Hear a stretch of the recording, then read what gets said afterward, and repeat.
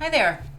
Welcome to another episode of Intuition Your First Sense, which you know because you saved the podcast and you know that that's what this is called. But I feel like I have to say that each time or I don't get off on a footing of communicating to you, with you, when you're not sitting right here in front of me.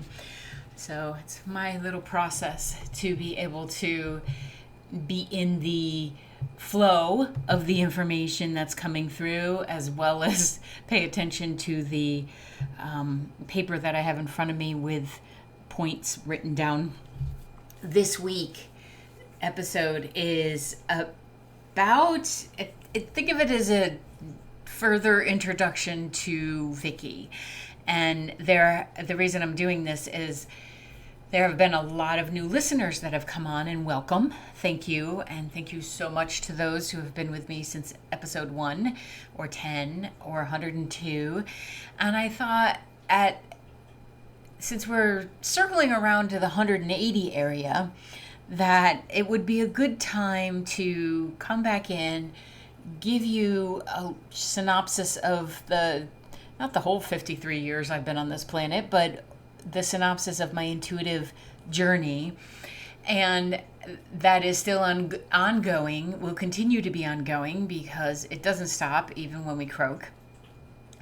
I felt like it was a good time to reintroduce or to introduce myself to the community and to talk a little bit about the process of intuitive development and what it means to embody your intuition, integrate your soul with your human self, and how sometimes it is just flippin' ugly. It is challenging, it's frightening, it's stupidly confusing at times.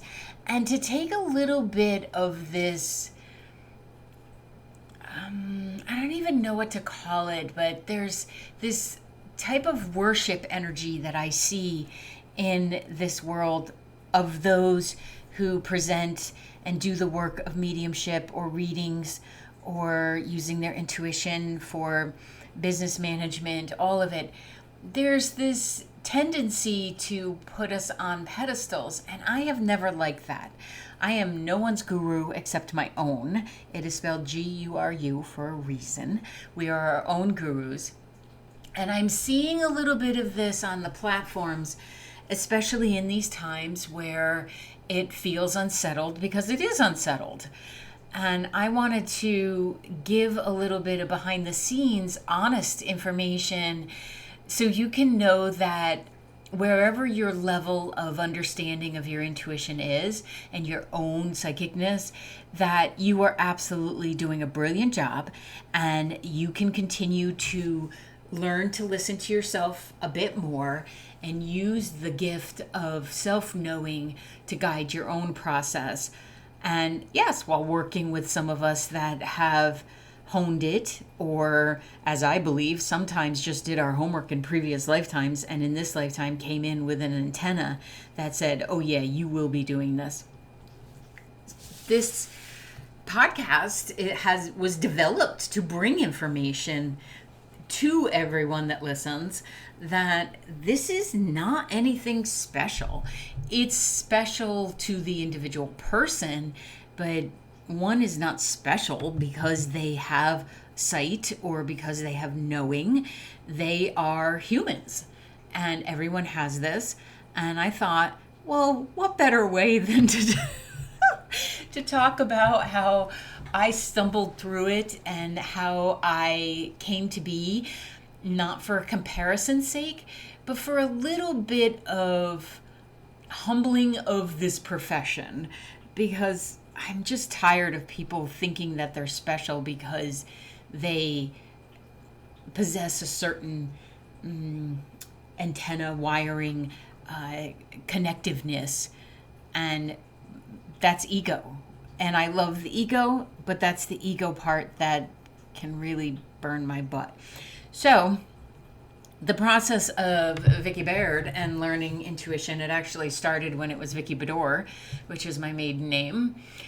And when I was quite young, evidently was, we'll call myself the informer.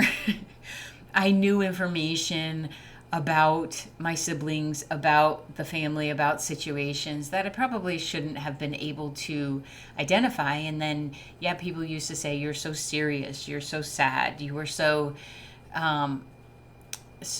of your own wiring," which is true.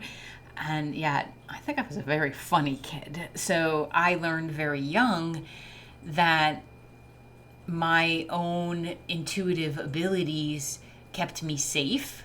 I didn't know what it was, though. I want to be very clear in that this innate knowing that you have as well may direct you in ways that we don't readily define as intuitive skills. I didn't know what any of this was until I was in my 30s, and I started factoring all this out and seeing why I was feeling the way I was, and I'll get to that. But as a child, my intuition really served me because the house could be very volatile at times and very funny at times and very loving. It was very confusing to grow up in my household. It was very isolating, and it was very musical. It was just swung so far in so many different directions that I feel like it really honed my intuitive skills, because I would have to assess what the situation was. And sometimes I could deflect it.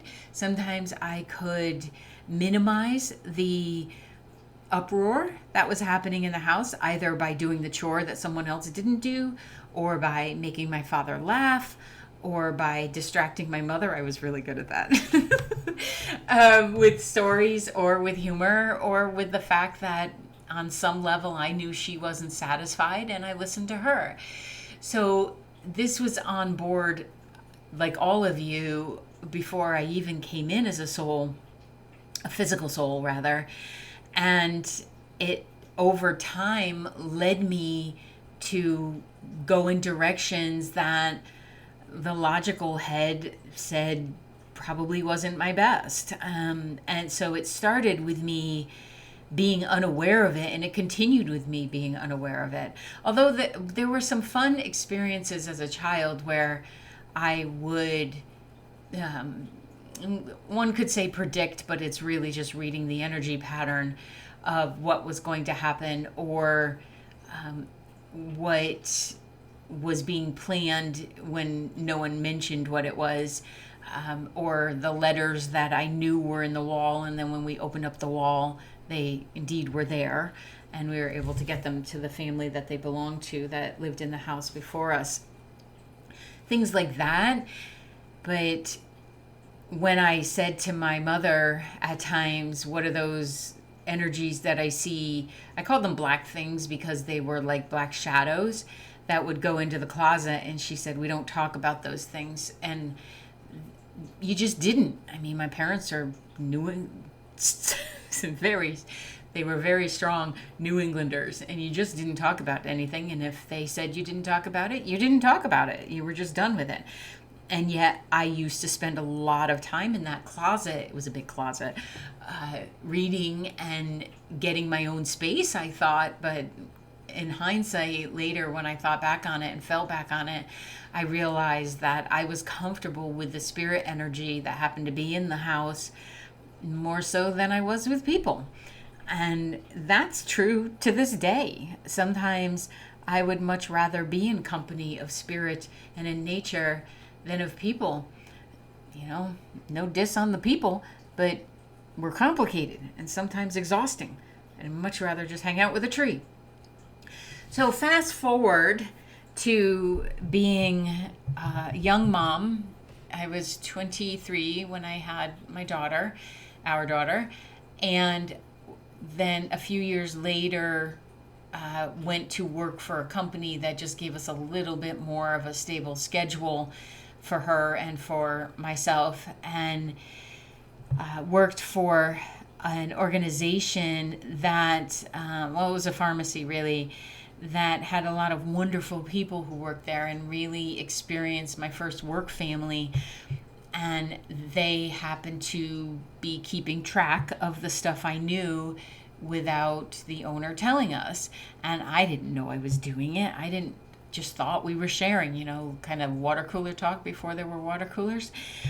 And evidently they were keeping track. And along about the same time that I worked there, my mother was also, she was ill my whole life. So I never really knew that was one of the things that also I feel like supported my intuitive ability to read people, is she was in and out of the hospital my whole life. So I never knew when I went to school. Well, we never knew. None of my siblings knew that.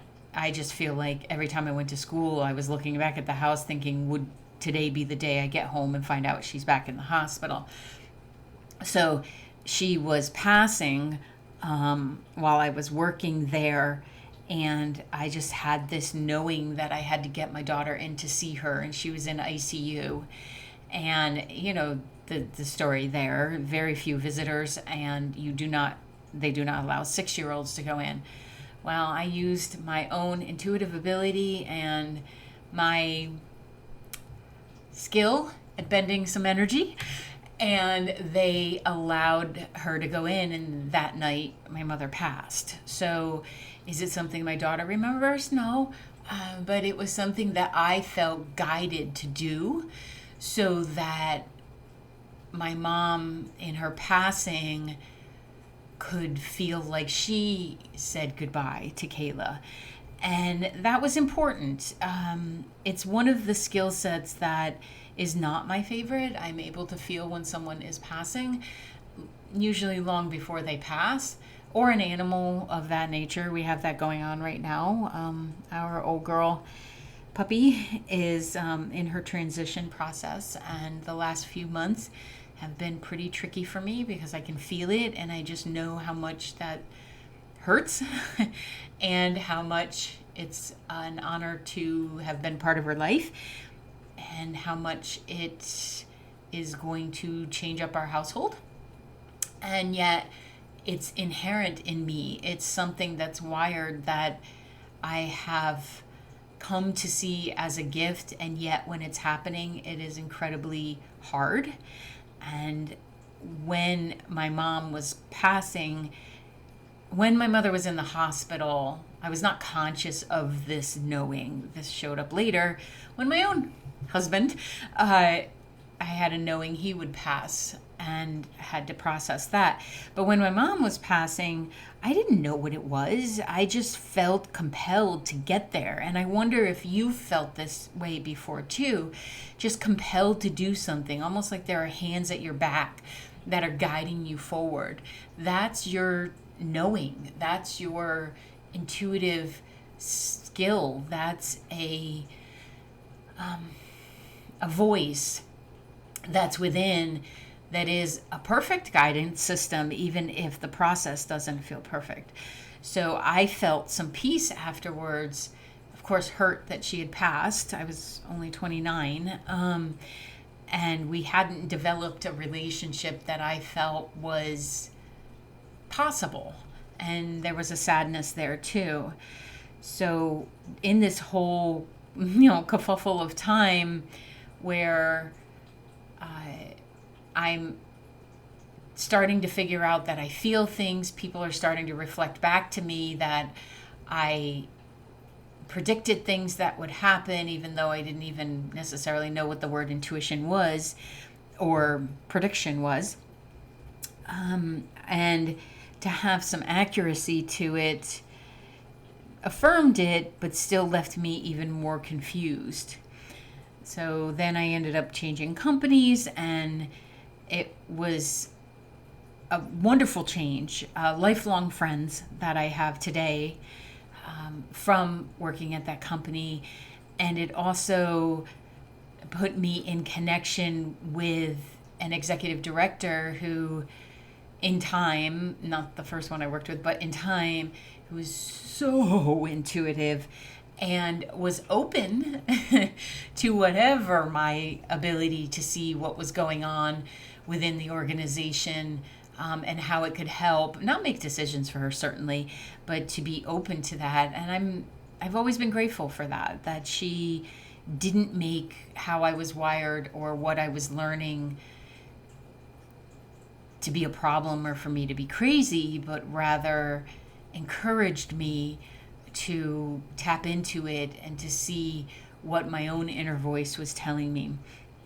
She used to tell me that she was a bit of a hippie in the day, and I appreciate that because she also helped me to be, the CEO I am of my own company, because I learned from the best. In this process of opening up, of course, you start reading more books and you have things presented to you. And you start asking questions, and this will happen to you as well. You're listening to this podcast. Why? Because your own inner voice is saying, you might not be able to hear me. Could you listen to this podcast and maybe read this book or talk to that person so that it becomes more evident to you?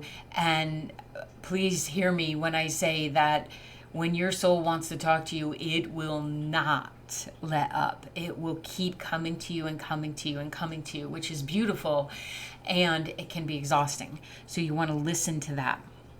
The process of expanding is that of eternity. The process of developing your intuition, the process of knowing who you are, that's eternity. That's not something you're going to land on and it will be concrete and that's it. You never shift, because that causes pain. Our soul wants to evolve. So as I was being presented to people who then I began knowing what the word intuition was, and that other people did readings, that just blew my mind, because I'm like, how is that possible? And doesn't everybody do that? I really thought that everybody walked around with a movie screen in their head and voices in their head that led them to making decisions or saying things, or mostly in my case, understanding where someone was hurting and wanting to, yes, at the time, fix it. And I recognize now that that's not possible. At that point, it was for me a path of understanding who I was. I love being empathic. I love being able to feel what someone else is going through, and through the gift of my ability to articulate, I can often say to someone what they're feeling to connect the dots for them. And I realized that I've always done this. And then I met someone who did intuitive readings, and I misread the situation because I thought people were as generous with their energy as I was being, which could also be read as I had terrible boundaries, because I did. I really did. They were terrible. And once I got to know this person, even helped her at a lot of events, it was a wake-up call for me, literally a call one day when I was at the office. I was about to go into a meeting, and she called, and I remember distinctly standing in the kitchen of the VNA I worked for, taking the call and saying to her, I don't have time to talk right now. I have to go into a finance meeting, and I have to present these numbers, and I don't have time to talk about what you're doing today. And then I said, why are you calling me? Are you okay? If you're okay, I need to hang up. And she said that she had a session scheduled, and when she talked to me, she was more accurate in her readings. Now, I had brought this woman into town to do readings for other people, and really idolized her ability. I did not idolize her. I saw her humanness, but I idolized her ability. And that's why I'm so firm on don't do that. Well, because I did it. And then once I heard those words out loud, that it was in effect using my antenna to do her own sessions, I shut it down. Not my own intuition, but her ability to connect. And I can't even tell you what the process was, because most of this stuff comes to us without a manual. It's something that is just a knowing within you. And if you listen to your knowings a little bit more, this human process is a lot easier. It was difficult to dissolve the friendship because we did have conversations about it. And she said, tough, that's how I do it. And I'm like, well, tough, you're not getting into my space, because forget it. She must have missed the part where my parents were really strong New Englanders who, when they set a boundary, it was done. You did not question. But all this time, I'm trying to grow. I'm trying to find someone who can help me understand why all of a sudden I'm now feeling everybody's pain.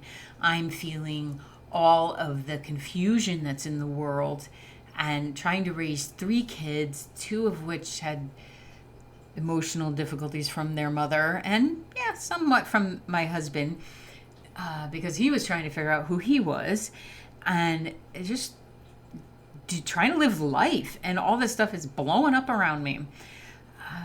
So with this exploration of what is intuition, what is psychicness, do I even want it, can it help me calm my inner voice, all of this, I kept looking for mentors and people who could bring the information, but I wanted someone who brought the information without a lot of fluff. I didn't want all the woo. I wanted this is the reason it happens.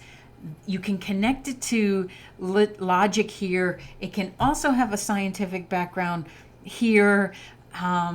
Sometimes it just is, Vicki, which would have been a fine answer for me. I'm okay with that answer. I could not find someone who would communicate with me in a way that I felt was mentoring, but was also leaving space for me to develop how I was. And I even had someone I worked with. Now, I didn't have a ton of money to throw around, but I felt like it was necessary. So I worked with her on a one-on-one basis. And she actually said to me, you will learn to read energy the way I do. And I said, no, ma'am, I won't, because it's not possible. I want to learn what you know about the world of energy and what you know about your history and what the chakras are. I wanted to learn all that stuff. But if someone is telling you you must learn their way and this is the only way, you need to turn tail and leave. And when I said that to her, she said, well, then you'll never develop. And I said, I think it's the opposite.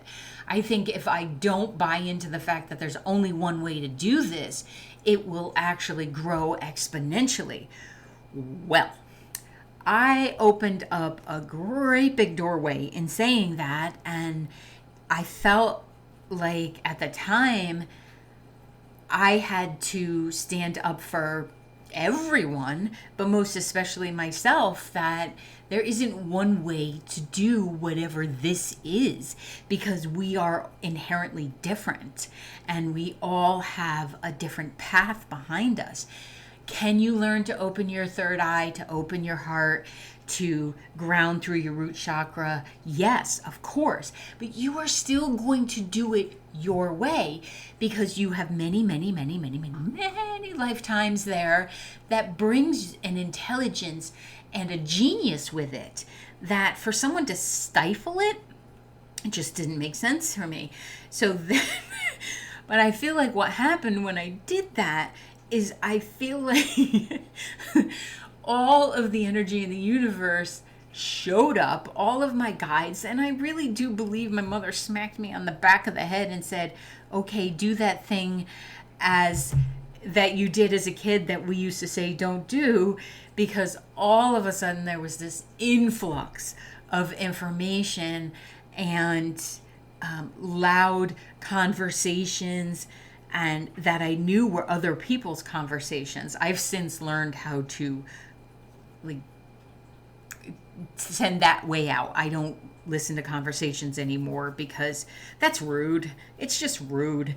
And I don't want to know. And I'm happy to tap into somebody's energy and their consciousness, but I don't want to hear what you guys are thinking when I'm going to the grocery store. or when I'm sitting at a family dinner, especially, I don't want to know. Unless you're saying it out of your pie hole, I don't want to know. But I had to learn how to manage all of this. And I will say that for me, trusting the process isn't just a platitude. It's something that I have to have in place, or at times I will have felt, and sometimes I still feel this way, that I would collapse, that I could not handle the mission or the job, it seems like sometimes, the role that I agreed to embody in this lifetime. So that's exactly why I started teaching classes on it, because I was learning as I was going, and I did really well in teaching these classes of intuition development because I wanted everyone that I came in contact with to have a little bit more information than they had before. And I wanted it to come from someone who wasn't owning the information. I was presenting the information, and I could be here as someone who's walked through it in my own way, but I wasn't saying this is how you have to learn or you have to do this, with the exception of white light. You all need to be putting white light around you every day, a couple times a day. So there are some steps. So I wasn't conscious of the path that my own intuition was taking me on. And that led to conflicts in relationships. It led to my own doubt about myself. It led to a huge insecurity of who am I to think that I could do this work without, training with some master, or without even a college degree. Like, all these things would go through my head, and I always came back to, I trust this process. I don't know what it is within me yet. Now I know it to be my soul, but at the time I didn't know that I could just trust the voice that I was feeling, not necessarily hearing. I still don't hear necessarily. It comes into my consciousness, but I wasn't conscious of that. And so many people are walking around in their lives, and the busier we get, this part can be put in the background because it does require being quiet, and it requires doing some self-discovery, and it requires being willing to hear the beauty and the gifts that are within you.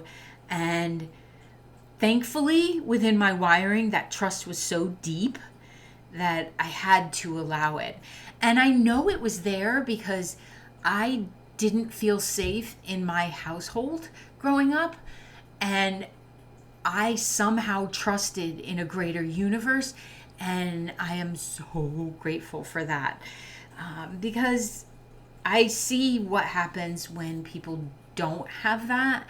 And my heart, I just want to hug everybody who doesn't have that belief yet in themselves or in what I do consider to be a greater energy. So along the process, I started doing oracle card readings just for friends and people at work who were interested. Because remember, I said I had that awesome executive director who was cool. I didn't do it at work time, but who was cool with that. That's not entirely true. Actually, that was a little bit of a fib, because I did get called into a supervisor's office one time. The door shut, and she asked me to do a reading for her. So I did actually do some on work time. But as I was developing this and learning that, these cards are pretty awesome, they give direction, I still just thought I was just flipping cards and giving my perception of the cards. And then eventually word caught on, and I started getting requests for readings, and I would go to people's homes and do those parties and everything. Worked at a restaurant doing readings on the weekends, and then eventually stopped using the cards and really started believing in what I was receiving, because my intention was always to help. Still not knowing all of what I know today. And I know today that there's a lot that I still have to learn, but trusting that I was being guided in a direction, not in a big woo-woo, have to do this way, but in a little bit of woo with a whole lot of logic, that I'm helping people. They feel good. I feel good helping people. And it feels like this is exactly where I'm meant to be. And I never felt that in my life anywhere else, even in my marriage. So it was, a little bit addicting to be in that energy. So fast forward, I eventually leave my job at the VNA to do this full time. And over time, what that develops into is mediumship, and realizing that I can connect with those who have crossed. And I did that for many years, still learning. I learned more from those who have crossed about how to live than I have from the adults that were in my life. And I feel blessed to have been able to connect, even though it scared the heebie-jeebies out of me at times. And that's a development of soul, along with I'm ridiculously curious about every realm, and it landed pretty well. And I did the mediumship for 7 years, I believe, somewhere around there. Did some large venues, and I had a very, very popular Friday night with Vicki, where I did readings for up to 18 people in a 2-hour time period, and still continue to do them until, if you remember earlier, I said I have this knowing when someone is going to pass, and I had the foresight, the vision, and some really horrific dreams about my husband passing, and I just knew it was true. It just that same knowing of I can trust the process, I knew it was true. And by that point, I also had a track record. I also had the feedback from clients that what I was seeing was accurate. The timeline might be wiggled a little bit, not necessarily in just people passing, but like what to do with their business, or if they would be in relationship, what they needed to do in order to be in relationship, if this relationship was going to last, things like that. And when opportunities were going to show up to them, as long as they did the work, the timelines were pretty accurate. So I knew I had a track record, and I didn't share it with him initially, but he knew me well enough to know something was going on. And then he did have a health issue, and he did have a major surgery, and he did crash on the table and decided to do a U-turn. So when he came back, I said to him, you have to do your work. If you decided to come back, well, kudos, I'm glad you're back here in the physical, but no more coasting. You have to actually do this, because otherwise you're going to have another exit very soon. And 3 years later, that was his exit. And along that time when he passed, and I talked to him about this before he passed, basically, can I use you as a reason to no longer do mediumship, because it was starting to wear on me, and it was also starting to wane on me, because like I said, I was given a lot of information from those who crossed, and the information that I kept getting was, we don't want people to focus on us. We are doing our own soul's process. Yes, we're around. Yes, we see the blessings that are going on. Yes, we see the difficult times that are going on, but we're kind of busy with our own process. And we don't want people looking back in the rearview mirror, but we want them to move forward. Now, I knew the healing that did come from having a reading with a medium. I knew this. I saw it every time I had a session and someone came through. And yet I felt like it wasn't my path to continue doing these sessions. And just recently, somebody even said to me, well, you could just do those occasionally. No, I can't. Because if I'm encouraging in other people for you to follow what your heart says and your soul says is your joy of being human and of being here, then I would be a humongous hypocrite to say, well, yeah, let me just do them to bring in some money. Like, yes, I can do it. Why don't I just do that? I wouldn't be listening to myself, and I wouldn't be in integrity, and I really believe then it wouldn't work. So knowing today, because of that decision and the conversation I had with Howard about wanting to move more away from the mediumship and more into the coaching, which I had already been certified in and was doing anyway, and in true Howard fashion, to not mince words. He either didn't say anything or he didn't mince words. And in this point of not mincing words, he said, I'd be a fool, put a couple other words in front of that, but I'll keep it clean, to not follow that, because it's up to me to live my truth, to live what feels right to me. And then, and this I did not anticipate, I was a little ignorant, even, I don't know, full of myself to believe that I was just going to sail through his passing and my being here physically without his physical body easily, and that was not the case. It still can be incredibly painful, and it's 7 years later, in moments it can be very difficult. So while there are occasions in session where someone's loved one will show up, for me it's always because there's something to be clarified in the relationship between those two people. So perhaps the parent was abusive, and on the other side, there's no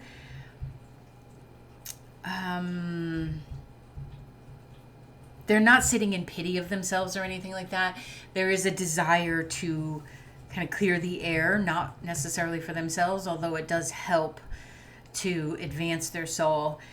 Of course, I'll let it come through and to help in a minimalistic way, because I just don't want to live in that energy. And I feel like we honor them by doing the best we can in our lives and by embracing life in the physical while honoring those in the non-physical. And contrary to popular belief, people have said to me, well, it's easy for you because, he's passed, or your parents have passed, or these people, and you have full access to them. I do not. I actually do not, because part of my soul process is to be able to experience life as a human and go through that loss. So if they were always available to me, I would never go through that loss. Do I know they're okay? Oh, yes, absolutely. And do I high-five him on regular occasion? I do. And there are times where I'm like, you rotten bastard, because that's what I used to call him. We didn't swear at each other. We didn't call names. I would not allow that because my parents did it so much. But on the last 2 days before he passed, I said, can we just call each other names? Like, can we do that before you croak? So bastard was his. Mine was bitch, yes. But hey, that's fun. He didn't want to do it. He was like, no, I'm not leaving with that. I'm like, come on. After 27 years, I know you've called it me in your head, because I certainly have called you in my head these things. Let's say it out loud, get it all on the table. So through this process, though, incredible growth. I knew we weren't going to be together into our 80s. I just knew it. So at 46, experiencing my partner and my life, I thought at the time, partner passing, it elevated my own appreciation of how much we really ought to embrace being human and going through all the pain, all of the emotions. And that led me into studying neural pathway work, deep emotional work, pain body work for myself, and working with clients. And that's one of my specialties, is being able to get to the root cause of the pain, even if the subconscious doesn't want to let you know what it is, so that we can heal the wound that's there, and then experience this life without burden of previous hurts that they tend to hide, right, in your subconscious. So I know Howard's passing was a catalyst for me to step forward And I know it blew open my intuition. And it was one of the hardest things I ever did, was coming back from the month I took off after he passed to do mediumship readings. It wrecked me. I went home in pieces every night that I did a mediumship reading, because it just hurt too much to be accessing that realm and to be experiencing the pain of his passing at the same time. And right before that, within it was 3 months before, someone else who I had seen his passing, even when they were saying medically he was going to be fine, a friend passed. And then 5 months after Howard passed, I had to have the same conversation with another friend saying, you feel complete, don't you? But you're still doing this for your family. And I will do that until the end of my breath for someone to be able to have that conversation. I didn't have to tell anybody about it. He just needed to be able to have that conversation. And then he passed.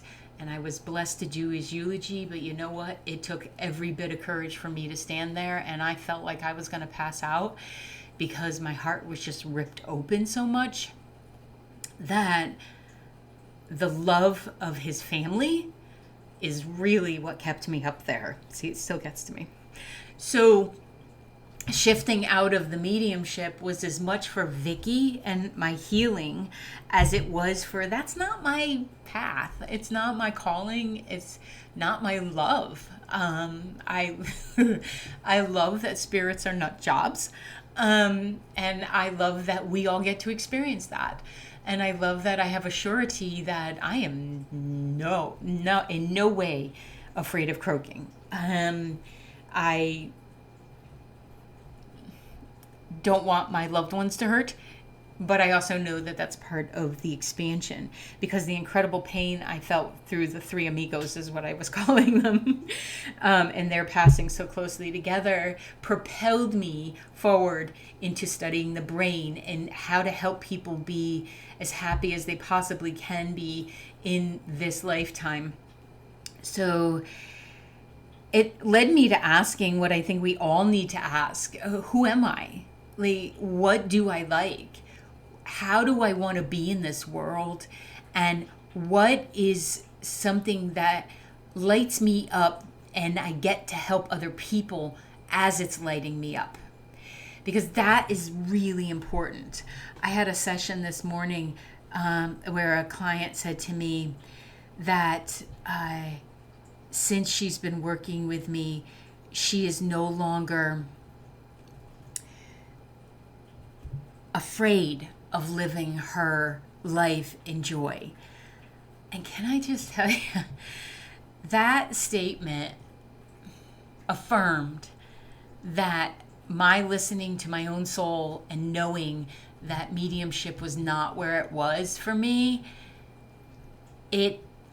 I've been in a euphoric and actually decided to record this subject since then, because I'm like, I have to let people know that we're not one place, we're not one thing. Within any experience we have, we get to grow. If you're a personal trainer, maybe you don't want to do the whole create the beach body thing anymore. Not the company, but the body thing. Stupid message. If you have a body and there's a beach, you have a beach body. There you go, done. But maybe you don't want to work in that superficial way anymore. Maybe you want to work with people's souls. Maybe you want to help them have the best cardiovascular system and reach some goals, but also know that they aren't only their body. Maybe you're a doctor who is fed up with the system and no longer wants to do that and wants to take their work in a different direction, and your voice, inner voice, your soul voice is encouraging that, but you're not feeling like you can because you're bound by these preconceived notions. So her comment that she's no longer afraid to live in her whole joy, well, I feel like I accomplished what I came here to do, except that there's about 4 billion other people to work with.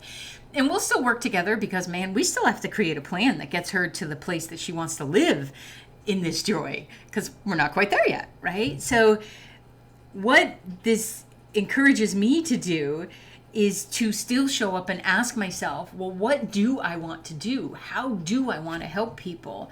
The conscious circuitry work that I do brings me so much joy. And you know what?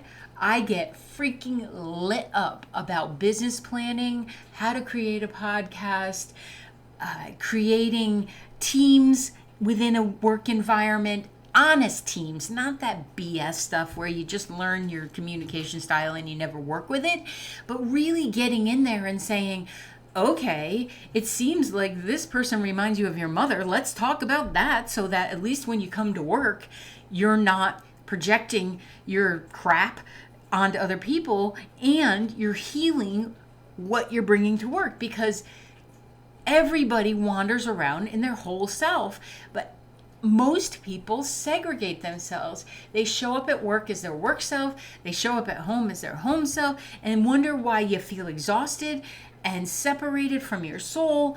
And this whole process of talking about my process, I want to say, listen, you are a work in process as well. And you will progress if you listen to the fact that I don't know who my greatest expression is, because that's too big of a reach. I want to be in my joyous expression, and whatever that means, I am today.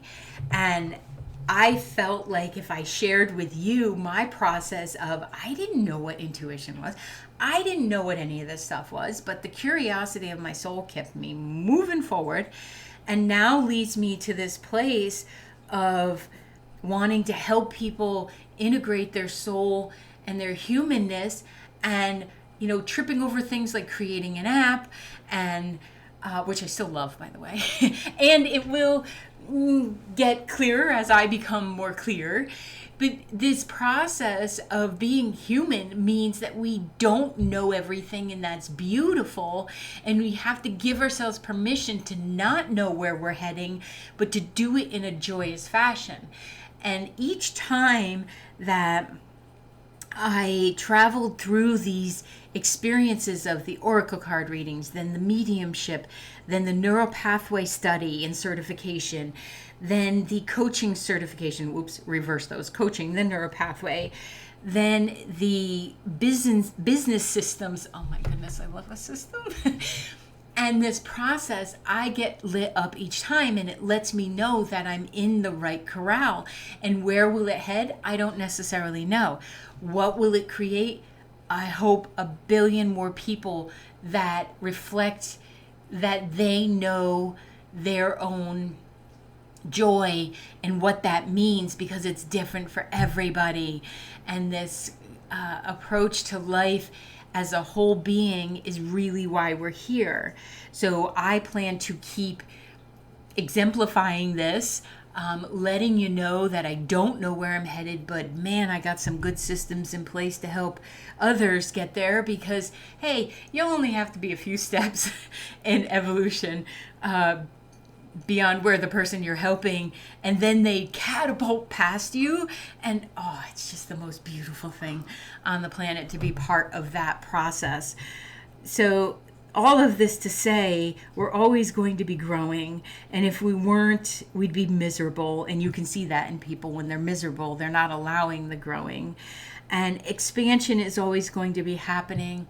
And I don't know where this next phase is leading me, but I'm so friggin' lit up about it that I'm encouraging it in everyone to admit that you don't know exactly what you're doing, but you do know you want to do it in joy, and then create the process that helps you get there. All those steps that I went through in developing, learning about, and then developing my intuition, creating a business, going into my 23rd year now, I believe, somewhere in there, 22nd year. And then going back each time to say, does this light me up? Does this light me up? When I had the conversation with Howard before he passed, we had already talked about me and how I would segue out of it, but didn't know how I'd do that, and needed to do it ethically. And I felt a an obligation to the clients I had and the people they were telling to come see me. So each time I've done this, I've reinforced the steps that are necessary to trust that I'm being guided in the direction that will best serve, because I will be best serving me. And that's what I want to encourage you to do, to best serve yourself, and think of it as a way that you are then going to best help others and to bring your brilliance to the universe. So when you're learning who you are, you may not know what chakras are. You may not know that you have a pain body. You may not know that you can change your neural pathways in your brain. But each time you show up to listen to a podcast like this, or read a book, or have an open conversation with a friend, you are saying, I hear you, soul. I want to expand. So want to join me in this? Want to join me in the expansion of all of this process, and of you, and of living your life in true joy? I really hope you do. I invite you to come along to be with us as we fumble our way through and yet trust the process and the systems that are set up before. I hope this helped. I hope that it helped you see that, yes, this is work, being human, but it doesn't have to be drudgery, and it can be exciting, and you can hear it in my voice how excited I am about not knowing, but also being practiced in paying attention to the markers that are showing up in front of me. So join me, won't you? And I will see you in the next episode.